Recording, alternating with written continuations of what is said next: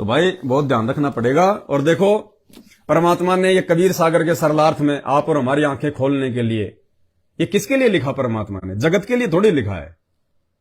ये परमात्मा ने कोई पाताल लोक के प्राणियों के लिए थोड़ी लिखा है, ब्रह्मा विष्णु महेश के लिए थोड़ी लिखा है। अरे जेल में जाने के बाद भी भगवान ने इतनी मेहनत करके देखो आप और हमारे लिए इतना मोटा ये 600 पेज का ग्रंथ लिखा है। आप और हमारे लिए, हमारी आंखें खोलने के लिए, हम मूर्खों को जगाने के लिए। वो बाप जेल में बैठ के भी चैन से नहीं है। जेल में बैठे बैठे भी उसको हमारी चिंता कि कहीं मेरे बच्चे डगमग ना हो जाएं, कहीं रास्ते से ना भटक जाएं, काल के दूत बहुत हैं। उनको जेल में बैठे बैठे भी हमारे आत्मिक उत्थान की जो है टेंशन, चिंता। और हम क्या कर रहे हैं? गांधारी बन के जबरदस्ती काली पट्टी बांध के उन फर्जी आश्रमों में जा जाके अपना समय बर्बाद कर रहे हैं। उनको पात्रों को माया दे के अपना धन बर्बाद कर रहे हैं, मर्यादा तोड़ रहे हैं। और यही कारण है आए दिन मर भी रहे हैं। नहीं, संत रामपाल जी के भगत को तो शास्त्र प्रमाण देते हैं, काल छू भी नहीं सकता, धर्मराज भी हाथ नहीं लगा सकता जो मृत्यु का देवता है। जम जोरा जासे डरे मिटे कर्म के लेख, अदली असल कबीर है कुल का सतगुरु एक। अब वही होगा, अब क्या बताएं भाई। तो ये कबीर सागर का सरलाथ। और देखो इसके page number 63, page number 83, Kabir Sagar का सरलार्थ, अध्याय ज्ञान सागर का सारांश। और क्या लिख रहे गुरु जी आप और हमारी आंखें खोलने के लिए? काल ब्रह्म ने पूछा था कि आप किस समय कलयुग में अपना सत्य कबीर पंथ चलाओगे। यानी काल ने कबीर परमात्मा जी से पूछा जब वो तपतशिला पे उनसे मिले थे अपने पुत्र जोगजीत के रूप में। तो काल ने कहा कि भगवान आप कब चलाओगे अपना 13वां पंथ कलयुग में?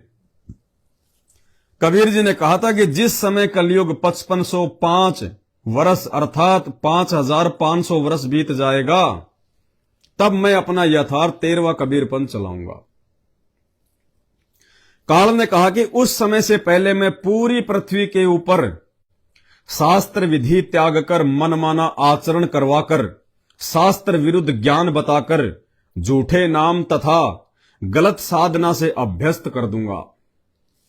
जब तेरा 13वां अंश आकर सत्य कबीर पंथ चलाएगा, क्योंकि परमात्मा ने वहां उससे यह कहा था कि उस समय मैं मेरा अंश पठाऊंगा, मैं मेरी कोई आत्मा भेजूंगा। तो काल ने सोचा कि ये उनकी कोई आत्मा जाएगी। तो काल कह रहा कि उस समय जब तेरा वो अंश जाएगा तो कहते हैं उसकी बात पर कोई विश्वास नहीं करेगा। और बिल्कुल वैसा ही हो रहा है। दुनिया तो छोड़ो, जगत वाले तो छोड़ो, भगत ही विश्वास नहीं कर रहे। भगत ही विश्वास ना करने का मतलब अपने गुरुजी के वचन पे ना चलना, अपने गुरुजी की शिक्षाओं पे ना चलना, इन वाणियों पे ना चलना, इन वाणियों के विरुद्ध माया जोड़ने में लगे रहना, भक्ति भाव से दूर रहना, जगत भाव में ज्यादा रहना। यह होता है परमात्मा की बात ना मानना। ऐसा नहीं है कि आपने संत रामपाल जी का नाम ले लिया, गले में लॉकेट लटका लिया, हाथ में धागा बांध लिया, मुंह में सत साहिब, आप भगत नहीं बन जाओगे। ऐसे भगत रोज मर रहे हैं अकाल मौत, गाड़ियों के नीचे आके रोज मर रहे हैं सार नाम तक लेके। तो काल ने कहा उस समय उसकी बात पर कोई विश्वास नहीं करेगा, उल्टे उसके साथ झगड़ा करेंगे। कबीर जी को पता था कि जब कलयुग के 5505 वर्ष पूरे होंगे तब शिक्षा की क्रांति लाई जाएगी, सर्व मानव अक्षर ज्ञान युक्त किया जाएगा। उस समय मेरा दास सर्व धार्मिक ग्रंथों को ठीक से समझकर मानव समाज से रूबरू करेगा। सर्व परमाणु को आंखों देकर शिक्षित मानव सत्य से परिचित होकर तुरंत मेरे 13वें पंथ में दीक्षा लेगा और पूरा विश्व मेरे द्वारा बताई गई भक्ति विधि तथा तत्व ज्ञान को हृदय से स्वीकार करके भक्ति करेगा। यानी ये तो मालिक का वचन है कि पूरा विश्व उनके शरण में आएगा। ये तो मालिक का वचन है, ये तो होगा। साध वचन पलटे नहीं, चाहे पलट जाए ब्रह्मांड।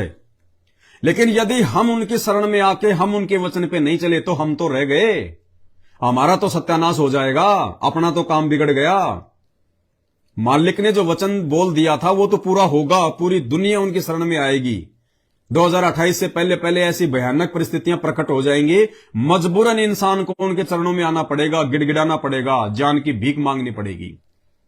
लेकिन आज उनके समय रहते शरण में आकर उनसे ज्ञान लेकर यदि हम उनके वचन पे नहीं चलेंगे तो हमारा तो काम बिगड़ गया। हमारी तो ये परीक्षा चल रही है वर्तमान में। हिसार की छोटी जेल में बैठ के वो कबीर परमात्मा यही तो देख रहा है कि कौन मेरे वचन पे चल रहा है, कौन मेरी आज्ञा में चल रहा है, कौन इस भक्ति को ढीले और छोड़ रहा है, कौन भक्ति को जो है वो डर के कर रहा है कि कल को जब गुरु जी आएंगे तो क्या मुंह दिखाऊंगा। कल को गुरु जी आएंगे और गुरु जी पूछेंगे कि नालायक, तूने मर्यादा क्यों तोड़ी, तूने उन कुकर्मों का साथ क्यों दिया, मेरी शिक्षाओं पे क्यों नहीं चला, मेरे कौन से मेरे सत्संग में तूने ये सुन लिया, कौन सी उस पुस्तक में तूने ये पढ़ लिया कि जो मैंने राजनीति करने का आदेश दिया था, रक्तदान दे दान का आदेश दिया था, ये बैडमिंटन के स्टेडियम बनवाने के मैंने आदेश दिए थे, मूर्ख आदमी। तब क्या जवाब देंगे? कबीर साईं मिल लेंगे, पूछेंगे कुशलात, आदि अंत की सब कहूं अपने दिल की बात। उस समय क्या जवाब दोगे? नीची गर्दन। तो अपना तो काम बिगड़ गया, जीवन बर्बाद। उस समय कब? 1997 के बाद जब ज्ञान फैलेगा और 2028 जब वो युग परिवर्तन का समय आ जाएगा, जो ज्ञान गंगा पुस्तक में पेज नंबर 162 या 66 पे लिखा हुआ है कि महायुग परिवर्तन का समय सन 1905 से लेकर 2028 तक स्पष्ट लिखा हुआ है ज्ञान गंगा में। तो 2028 के बाद में वो सतयुग जैसा माहौल शुरू हो जाएगा, क्योंकि जनसंख्या थोड़ी रह जाएगी। अधर्मी, पापी और दुष्ट प्राणी वो भूकंप से, महामारी से, वायरस से, युद्ध से या अन्य प्रकार की आपदाओं से वो नष्ट हो जाएंगे। धरती पे वही बचेंगे जिनमें धार्मिकता होगी। वो चाहे संत और पंथ की भक्ति वो क्यों ना कर रहे हैं, चाहे भक्ति ना भी कर रहे हैं, यदि उनमें धार्मिकता है, भक्ति अंश है, किसी जन्म में परमात्मा की शरण में रहे हैं, तो परमात्मा उन आत्माओं की रक्षा करेगा। तो ऐसा जब होगा तो बहुत थोड़ी आत्मा बचेंगी। भविष्य मल्लिका में तो स्पष्ट लिखा हुआ है कि पूरे विश्व की 30 करोड़ आबादी बचेगी, 30 करोड़, जबकि आज वर्तमान में 8 से 9 अरब है, 8 से 9 अरब। और 2028 तक केवल 30 करोड़ की आबादी शेष रह जाएगी। ये रातों रात घटनाएं घटित हो जाएंगी, किसी के बाप को पता भी नहीं चलेगा। जैसे तुर्की में रातों रात भूकंप आया, लाखों को लेमरा काल, ऐसे ही भारत के साथ में कोई दोस्ती नहीं है उसकी काल की, जबकि भारत देश से तो ज्यादा नफरत करता है, क्योंकि परमात्मा भारत में आया हुआ है।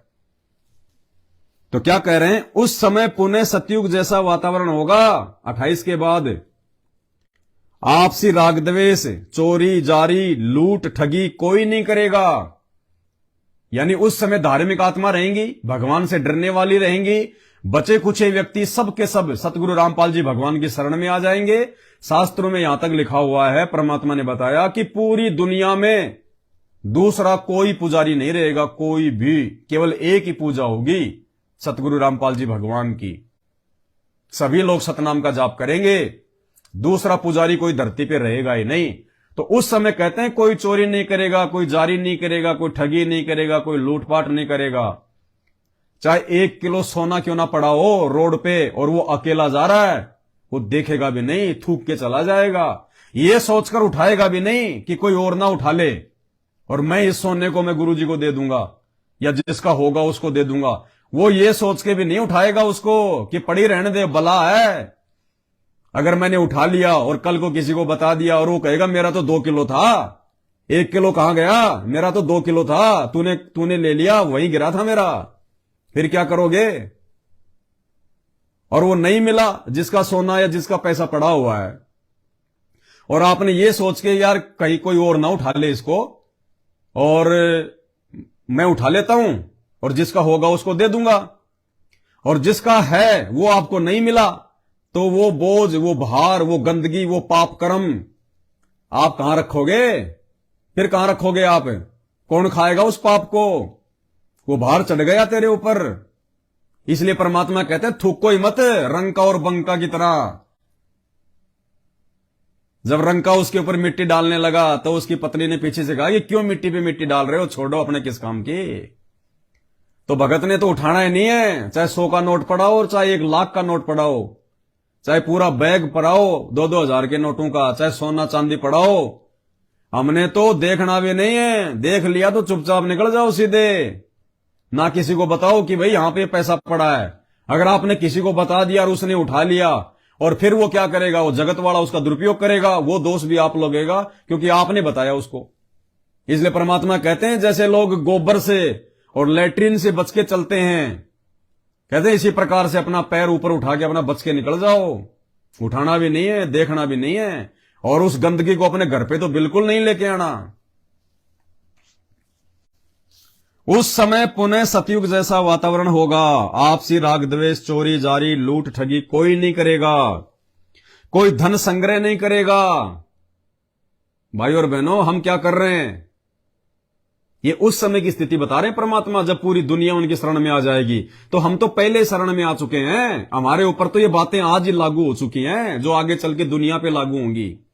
कहते हैं उस समय कोई धन संग्रह नहीं करेगा, भक्ति को अधिक महत्व दिया जाएगा। और आज रात दिन काम धंधे में लग रहे हैं, ओवर टाइम करने में लग रहे हैं। कोई धन संग्रह नहीं करेगा, भक्ति को अधिक महत्व दिया जाएगा। जैसे उस समय उस व्यक्ति को महान माना जा रहा होगा जिसके पास अधिक धन होगा। यानी 1997 में जो परमात्मा ने मार्ग शुरू किया, यथार्थ 13वां कबीर पंथ, कलयुग के 5505,000 वर्ष पूरे होने पर, तो कहते हैं उस समय से पहले वो व्यक्ति महान माना जा रहा होगा जिसके पास अधिक धन होगा, बड़ी बड़ी कार होंगी, कोठियां होंगी, पैसा होगा। उस पंथ के शुरू होने से पहले उस समय उस व्यक्ति को महान माना जा रहा होगा जिसके पास अधिक धन होगा, बड़ा व्यवसाय होगा। जैसे आज हम लोग देखते हैं जिसके पास बड़ी बड़ी फैक्ट्रियां, बड़ी बड़ी गाड़ियां हैं, जिसके कई कई जो है वो ट्रक चलते हैं, तो हम क्या सोचते हैं, भाई बहुत पैसे वाला आदमी है, भाई ये तो धनी आदमी है, बहुत बहुत बड़ा आदमी है। हम उसके वो कर्म नहीं देख रहे कि ये दारू भी पीता है, मांस भी खाता है, 2 नंबर के काम भी करता है, इसके इतने ट्रक चल रहे हैं, कितने पुलिस थानों को, कितनी चुंगियों पे, कितने पुलिस वालों को ये रिश्वत भी देता है। हम उसके बैकग्राउंड में उसके कुकर्म नहीं देखते, उसका धन देख के ये सोचते हैं कि बड़ा महान आदमी है, बड़ा पैसे वाला आदमी है, बहुत बड़ा आदमी है। तो गुरुजी कहते हैं कि 1997 से पहले, मेरा पंथ शुरू होने से पहले, उन लोगों को महान माना जा रहा होगा जिनका बड़ा बड़ा व्यवसाय, बड़ी बड़ी कार कोठी, बड़ा बड़ा धन होगा। जैसे उस समय उस व्यक्ति को महान माना जा रहा होगा जिसके पास अधिक धन होगा, बड़ा व्यवसाय होगा, बड़ी बड़ी कोठियां बना रखी होंगी। परंतु 13वें पंथ के शुरू होने के पश्चात, यानी 1997 के बाद, उन व्यक्तियों को मूर्ख माना जाएगा। जब हमें ज्ञान हो जाएगा, जब आदमी को तत्व ज्ञान हो जाता है, संत की शरण मिल जाती है, इस माया के गुण और अवगुणों से हम परिचित कर दिए जाते हैं सतगुरुदेव भगवान के द्वारा, तो कहते हैं उस समय के बाद, 1997 के बाद, वो व्यक्ति जो पहले बड़ी बड़ी कार कोठियां और पैसे वाला महान माना जा रहा था, कहते हैं उसके बाद, परंतु 13वें पंथ के प्रारंभ होने के पश्चात उन व्यक्तियों को मूर्ख माना जाएगा। और यदि उस पंथ में नाम दीक्षा लेके यदि कोई बड़ी बड़ी कार कोठियां, बड़े बड़े मकान बनाने में लगा हुआ है, 2 के 4 बनाने में लगा हुआ है, नाम लेके भगत बन के, तो सोचो वो कितना दुष्ट प्राणी होगा, उसको कितना नीच माना जाएगा, उसको कितना घटिया इंसान माना जाएगा। जो भगत होने के बाद में और जो धन जोड़ेगा, माया जोड़ेगा, भक्ति से ज्यादा जो है अपने काम धंधे को महत्व देगा, अपने व्यवसाय को ज्यादा महत्व देगा, कहते हैं उस समय उसको मूर्ख माना जाएगा। मूर्ख। और जो भक्ति करेंगे, सामान्य मकान बनाकर रहेंगे, चाहे आपके पास कितना ही धन क्यों ना है, चाहे आप भगत हो, आपके संस्कार का आपके पास में 1 करोड़ है, तो परमात्मा क्या कह रहे हैं, सामान्य मकान बनाकर रहेंगे, उनको महान, बड़े और सम्मानित व्यक्ति माना जाएगा। यानी 1997 के बाद में नाम दीक्षा लेने के बाद में भले आपके पास कितना ही पैसा है, कितनी प्रॉपर्टी है, कितना ही अच्छा आपका काम धंधा है, नाम दीक्षा लेने के बाद भी यदि आप जगत वालों की तरह वो मार्बल फार्नल, मार्बल टाइल और विदेशी फर्नीचर, ब्रांडेड सारी चीजें, तो परमात्मा कहते हैं मूर्ख माना जाएगा, मूर्ख। और जो सामान्य मकान बना के रहेगा, सामान्य मकान का मतलब क्या होता है? रिक्वायरमेंट ऑफ द फैमिली, आवश्यकता के अनुसार मकान बनाए, मार्बल भी लगाओ, टाइल भी लगाओ, कोई बड़ी बात नहीं, लेकिन ये नहीं कि साहब मेरे को तो सबसे महंगा वाला मार्बल लगाना है, सबसे महंगी वाली टाइल लगानी है ताकि चमचमाती रहे, मेरे को शीशे की जरूरत नहीं पड़े, ना के बाल बाणे हो तो मार्बल में मुंह देख के बालूं। कहते हो मूर्ख माना जाएगा। उस समय हमने पैसे का सदुपयोग करना है, माया का सदुपयोग करना है, परमात्मा की सेवा में ज्यादा लगानी है। सामान्य टाइल लगा लो, सामान्य मार्बल लगा लो, नहीं, कोई जरूरत नहीं है। हम बिहार में जिस बहन के घर पे गए थे, मुजफ्फरपुर में, पिंकी दासी के, उस बहन ने हमें याद आ गई हमारे बचपन की याद आ गई हमारे को। मकान तो उन्होंने पहले बना लिया, नाम दीक्षा लेने से पहले 2020 में उन्होंने नाम उपदेश लिया था, तो उन्होंने मकान का काम उन्होंने पहले शुरू कर दिया था नाम दीक्षा लेने से पहले। और उनका मकान केवल कितना बना, बस उन्होंने मतलब दीवार बना ली, उन्होंने मतलब पूरा मतलब ढांचा तैयार कर लिया, छत नहीं डली, लेंटर नहीं डली थी उस समय जब नाम लिया, और ना ही कोई लिपाई वगैरह अंदर से बाहर से, कुछ नहीं। और जैसे उनको नाम मिला उस बहन को, अब वो पिछले जन्म की कोई पुण्य आत्मा है, परमात्मा ज्ञान योग खोल देते हैं ऐसी आत्माओं का, तो उसको परमात्मा भी बार बार उसको दर्शन देने लगे, परमात्मा हर प्रकार से उसके पास में आने लगे, उसको समझाने लगे। और 2 साल के अंदर अंदर परमात्मा ने जैसे नाम लेके आ गई, तो 2 महीने बाद में परमात्मा ने उसको साथ संगति से जोड़ दिया, और साथ संगति से जोड़ने के बाद में परमात्मा ने उसको प्रेरणा की, और मालिक ने उसको विषय वासना से भी दूर कर दिया। जबकि उसके एक बेटी है, केवल एक बेटी है, उस परिवार में 3 ही सदस्य हैं, बहन है, उसके भगत जी हैं, और एक बेटी है, बेटी होगी 12-13 साल की या 14-15 साल की। तो बहन भी उपदेशी, बेटी भी उपदेशी, और उनका भगत भी उपदेशी। उस बहन ने अपने भगत को अपना भाई बना लिया। यही परमेश्वर के ज्ञान का असर होता है। जब आपको ज्ञान हो जाएगा इस बात का कि हम एक परमात्मा के बच्चे हैं, एक भगवान से उपदेश प्राप्त है, हम आपस में गुरु बहन और गुरु भाई हैं, फिर उस कुकर्म के लिए जगह नहीं बचती भक्ति मार्ग में। अब बिना ज्ञान के तो चाहे पूरी जिंदगी लगे रहो। उसने विषय वासना से मुंह मोड़ लिया, और उसने केवल अपने भगत को एक बार ही कहा था कि भगत जी आज के बाद में ये कर्म दासी नहीं करेगी, चाहे घर में रखना चाहे घर में ना रखना, आपकी मर्जी। मुझे भगवान मिल गया, परमात्मा मिल गया, मुझे पूरा विश्वास है, रोड पे बैठ के भक्ति कर लूंगी, लेकिन बकवाद में भक्ति नहीं करूंगी। नाम लेने के मात्र 2 या 4 महीने बाद में बहन ने उन विषय विकारों से मुंह मोड़ लिया, और वो मकान जो बहुत अच्छा बनाने की सोच रहे थे, भगत जी उसका फास्ट फूड का काम करते हैं, बड़े अच्छे वो कारीगर हैं, कलकत्ता में उनका काम था बहुत बढ़िया।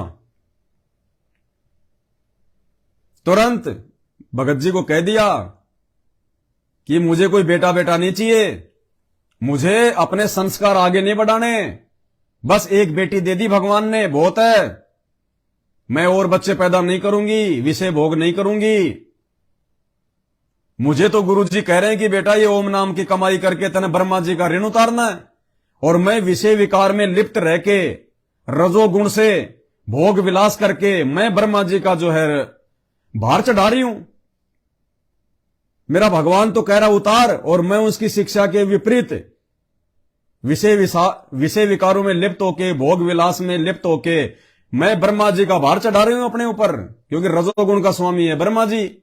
और जब जब हम संभोग करेंगे और जो वीर्यपात होगा, उससे ब्रह्मा जी का जो है हमारे ऊपर भार चढ़ेगा।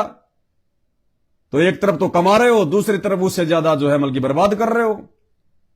तो बहन को ज्ञान समझ में आ गया परमात्मा का। मालिक कहते हैं ज्ञान का गांव का चमका सा ही होता है। अब देखो, जब बहन जब दृढ़ हो गई कि चाहे रोड पे बैठ के भक्ति क्यों ना करना पड़े, भूखा रह के भक्ति क्यों ना करना पड़े, मुझे तो ज्ञान समझ में आ गया। गुरुजी खुल के नहीं कहेंगे हर चीज के विषय में। कोई ये सोचे कि गुरुजी हाथ पकड़ के बैठाएंगे, गुरुजी समान रूप से ज्ञान देंगे। अब जो जैसी आत्मा है, जिसको जैसा समझ में आना होगा वो समझ लेता है। जब परमात्मा ने बहन की दृढ़ता को देख लिया कि ये तो मीरा बन गई, ये तो मीरा बन गई, और ये ऐसा ही करेगी जो इसने ठान लिया अपने आत्म कल्याण के लिए, तो परमात्मा ने उसके भगत में भी प्रेरणा कर दी। उसके भगत को भी परमात्मा ने प्रेरणा कर दी। भगत एक बार के कहने से मान गया, बोला ठीक है, कोई बात नहीं, हमने तो अपना आत्मिक उद्धार करवाना है, हमने तो मोक्ष प्राप्त करना है, कोई बात नहीं, आज से भाई बहन का रिश्ता। ऐसे घर में फिर परमात्मा विराजमान हो जाता है। फिर ये बेड लगाने की प्रेरणा हमें उसी बहन के घर से मिली, और आज घर घर में परमात्मा के बेड लग रहे हैं। घर घर में भाई बहन परमात्मा की मानसिक चरण सेवा कर रहे हैं। घर घर में परमात्मा जो है प्रकट हो रहे हैं। उस बहन के घर पे उस समय हमारे नेपाल से मुन्ना बहन भी आई थी, मुन्ना दासी, जिनके कमेंट्स आ रहे हैं 3 बार ग्रीन कलर में जो ये आ रहे हैं ना, मुन्ना दासी नाम लिखा हुआ आ रहा है। नेपाल से हमारी बहन है मुन्ना दासी। जब हम बिहार में साथ संगति में थे तो नेपाल से हमारी बहन भी आई हुई थी। तो बहन ने भी वहां की सारी क्रिया देखी है। उस बहन का बोलना चलना, उसकी आधीनी, ऐसा नहीं कि बहन ने कोई सवाल कर लिया और उसके अनुसार जवाब नहीं दिया तो गुस्से में आ जाएगी। हाँ भगत जी, हो सकता है भगत जी मेरे से कोई गलती हो। भगत जी बिल्कुल सही बात है। एक ने कही दूजे ने मानी, कहे कबीर वो दोनों ज्ञानी। तो ऐसे भक्तों की संगति से हमें कुछ मिलेगा। अरे मैं पवन दास, मेरे जैसा मूर्ख आदमी तो धरती पे नहीं होगा कोई। जब मैं स्कूल में पढ़ता था 5वीं और 6ठी क्लास में, तो हमारा जो प्रिंसिपल था उसने इतने डंडे मार मार के अपनी जिंदगी में नहीं तोड़े होंगे जितने 2 साल में मुझे मार मार के तोड़ दिए।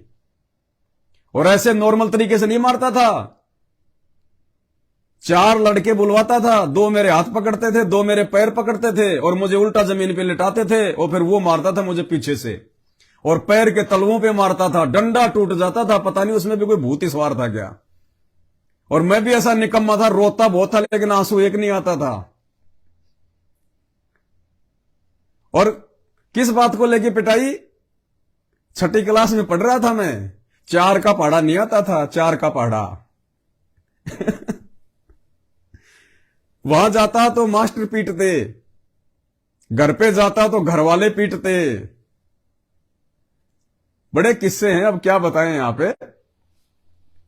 तो कहने का मतलब है भाई और बहनों, जब हम ऐसे भक्तों की संगति में आएंगे तो हमें भी बहुत कुछ सीखने को मिलता है। नहीं, दास तो बिल्कुल मूर्ख आदमी है, गंवार आदमी ना। मेरे बाप दादा कोई सत्संगी थे, मेरे बाप दादाओं ने तो दारू को महंगा कर दिया। हमारे आसपास के एरिया में जितने भी दारू बेचने वाले थे, हाथ से निकालने वाले होते थे पहले।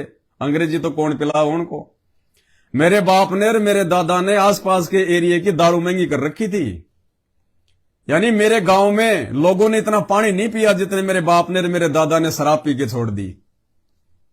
तो हम तो ऐसे खानदान से बिलोंग करते हैं जहां भक्ति और भगवान का नामो निशान नहीं था, लेकिन आत्मिक रूप से बड़े शुद्ध थे वो। मेरे दादाजी, मेरे पिताजी आत्मिक रूप से बड़े शुद्ध थे। मीठा बोल के चाहे उनको खा जाओ पूरे को।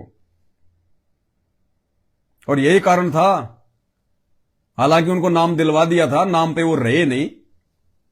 और यही कारण था कि अंत में परमात्मा ने उनकी सुध ले ली और दास को जोड़ लिया भक्ति से। अगर मुझे भक्ति से नहीं जोड़ते परमात्मा तो मेरे बाप की वो दुर्गति होनी थी जो दुनिया में किसी की नहीं होती। लेकिन इतनी शराब पीने के बाद, हे भगवान, मेरा बाप अगर शराब नहीं पीता तो पैदा होते मैं 50 लाख की गाड़ी में घूमता, इतना पैसा था। जिस समय, कब की बात है, बहुत बहुत पुरानी बातें हैं, 60-70 साल पहले की। हमारे दादाजी के पास में 4-4 ऊंट गाड़ियां थी, 4-4 ऊंट गाड़ियां। उस समय ऊंट गाड़ी होना, आज एक 60 लाख का मतलब डंपर मान लो। एक ऊंट गाड़ी की कीमत उस समय यह थी कि आज एक 60 लाख का डंपर। लेकिन उन्होंने पैसे में सारा पैसा उड़ा दिया, दारू में सारा पैसा उड़ा दिया उन्होंने, और दास को परमात्मा ने जोड़ लिया, इसलिए उनकी बुढ़ापे में सेवा हो गई। नहीं, उनके कर्मों के आधार से उनकी वो दुर्गति होनी थी, दुनिया देखती। लेकिन मालिक बड़ा दयालु है, इसलिए तो हमें विश्वास होता है कि हम तो भगवान पे पूरी तरह से मतलब दृढ़ है, आरूढ़ है। और मेरा बाप, मैंने 2 महीने भक्ति करी और परमात्मा ने उसके 50 साल के कुकर्मों को माफ कर दिया, उसके कुकर्मों को माफ कर दिया परमात्मा ने। इतनी दारू पी उसने जिसकी हद नहीं, और कभी उसने जुकाम की गोली नहीं खाई, कभी वो बीमार नहीं हुआ।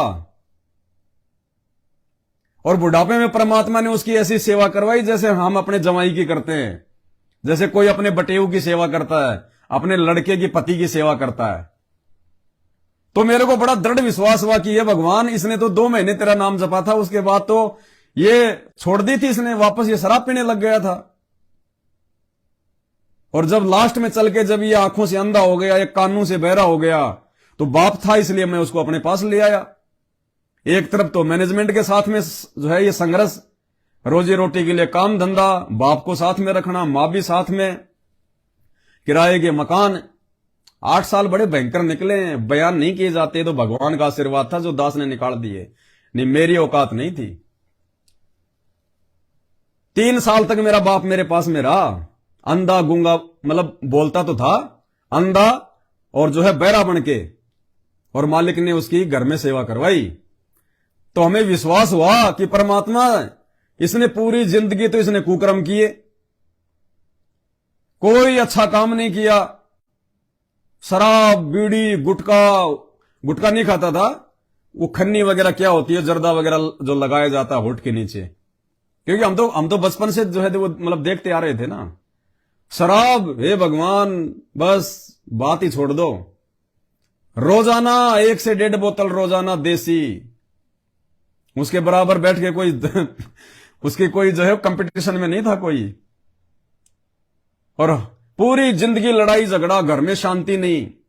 मेरे से ज्यादा मार, जो मार मैंने अपने बाप की भी खाई, मैंने अपने टीचर की भी खाई, मेरे से कहीं ज्यादा मार मेरी मां ने खाई उसकी। घर से बाहर निकाल देता था, कुएं में लटका देता था, और गांव में उसके खिलाफ कोई बोलता नहीं था क्योंकि हट्टा कट्टा था, लुंगी बांध के रहता था, दाढ़ी बढ़ा के, हाथ में रखता था लठ और एक रखता था छोटा सा चक्कू, कोई बोलता भी नहीं था। एक बार तो हमारे गांव में झगड़ा हो गया, हमारे गांव में 40 घर तो यादवों के, 40 घर सैनियों के। एक बार रास्ते को लेके झगड़ा हो गया, लठ लेके खड़ा हो गया रास्ते में कि या कोई आ मत जाना इधर से। 3 दिन तक वो दूसरे गांव वाले उस रास्ते से नहीं आए, फिर समझा बुझा के साइड में बैठाया। तो ऐसे ऐसे कुकर्मी व्यक्तियों को परमात्मा मात्र, जिसने 2 महीने आपका वो प्रथम नाम जपा बड़ी मुश्किल से, और जब उसकी बुढ़ापे में आप ऐसी सेवा करवा सकते हो, तो हमें विश्वास होता है कि हमारा भगवान हमें कैसे अकेला छोड़ देगा, हमें कैसे परमात्मा जो है किसी और के हवाले छोड़ देगा, हमें तो परमात्मा हाथों पे रखेगा। तो ऐसा विश्वास होता है। और फिर अगला जन्म उसको मलगी इंसान का दे दिया होगा परमात्मा ने, क्योंकि गुरु जी का वचन है कि एक बार जिसने मेरे से प्रथम नाम ले लिया, उसका अगला जन्म मानव जन्म मिलेगा। तो देखो, अंत में उसने अपना बुढ़ापा संवार लिया मात्र 2 महीने की भक्ति से। तो भाई ये दयालु परमात्मा है। और यदि ये नाराज हो जाए एक बार, तो फिर युग बीत जाते हैं, युग। और नाराज कब होगा? जब हम उसके वचन पे नहीं चलेंगे। तो आज हमने बहुत एहतियात बरतने की जरूरत है, बहुत सावधानी बरतने की जरूरत है। तो क्या कहते हैं, परंतु 13वें पंथ के प्रारंभ होने के पश्चात उन व्यक्तियों को मूर्ख माना जाएगा, और जो भक्ति करेंगे, सामान्य मकान बनाकर रहेंगे, उनको महान, बड़े और सम्मानित व्यक्ति माना जाएगा। तो फिर नाम दीक्षा लेने के बाद में, साथ संगति से जुड़ने के बाद में, उस बहन ने उस मकान को वैसा ही रखा जैसा था।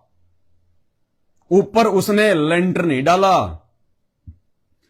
बहन ने लेंटर नहीं डाला पक्का, लकड़ी उकड़ी लगा के और छप्पर टाइप में बना दिया। दीवारों की ना बाहर से ना अंदर से बहन ने कोई लिपाई नहीं करवाई, और नीचे बहन ने ना कोई टाइल ना कोई फर्श, जैसे पहले मिट्टी से लेप के जो रखते थे ना, बस वो मिट्टी से लेपने मतलब वो लेप रखा है बहन ने। 2 मकान है, एक छोटा सा बीच में चौक है, मिट्टी से लेपती है बहन। जैसे हम सुबह उनके घर पे गए, तुरंत वो तो लोटा पानी का भर के लेके आ गई और पानी छिड़क के वो तो हाथ से यूं करने लगी। मैंने कहा ये क्या कर रही है बहन जी? तो देखा तो वो तो मतलब वो मिट्टी तो है ही, उसमें पानी छिड़क कर हाथ से उसको ऐसे पोंछा मार दिया पूरा। फिर दास ने उसको थोड़ा समझाया बैठ के कि बहन ऐसा है, आपके भाव अच्छे, आपकी श्रद्धा अच्छी है, कोई दिक्कत नहीं, लेकिन बहन परमात्मा कहते हैं जो चौका तुम देवो नित्या, सत्र ब्राह्मण की है हत्या। इसके बजाय यदि हम थोड़ा सा हम इसको पक्का कर लेंगे तो जो सुबह सुबह जितने जीव हमारे से मर रहे हैं ना, ये पाप कर्म हमारे हिस्से में नहीं आएंगे। तो हमने इस पोचे से बचना है रोज। अगर टाइल और मार्बल का भी मकान है तो भी रोज पोछा लगाने से बचना। एक दिन छोड़ के एक दिन कर लो, कौन सा गंदा हो रहा है? भगत का घर है, वैसे गंदा नहीं होता। इसमें ज्यादा सुबह उठते सबसे पहले वो जीव हत्या मत करो, बहुत ज्यादा सूक्ष्म जीव मरते हैं। रोज उस पर फिनाइल मत छिड़को। तो फिर बहन को समझाया मालिक की दया से, अब देखो आगे क्या होता है। लेकिन कहने का मतलब है कि उसको ज्ञान हुआ और उसने तुरंत परमात्मा के ज्ञान को आधार बना के, जबकि उसकी मेरी कोई बातचीत भी नहीं हुई कि भाई उसको कोई पवन दास ने बताया होगा या वो सात संगति में आई होगी, उस समय तो वो जुड़ी थी। और तुरंत उसने विषय विकारों से मुक्ति जो है वो ले ली, संन्यास ले लिया। दूसरा बेटा भी नहीं, देखो घर में उसके सासू भी उसके पड़ोसी में मकान उसके भाई उसके देवर के पास में रहती है।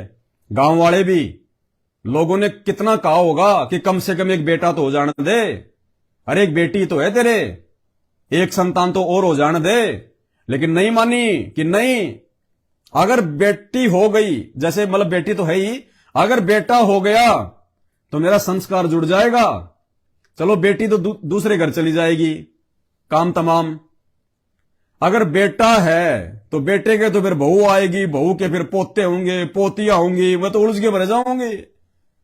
मैं तो बुढ़ापे में भक्ति क्या करूंगी, मैं तो गोद में उनको खिलाती रहूंगी।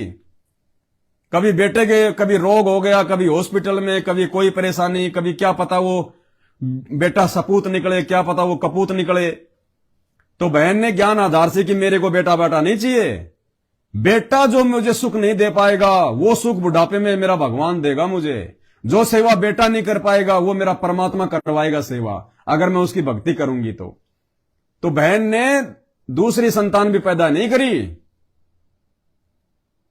एक बेटी है केवल उसके। और कितनी उम्र उनकी, 30-35 साल की उम्र है। तो भाई और बहनों, हमने शिक्षा लेनी है ऐसे भाई बहनों के पास में बैठने से।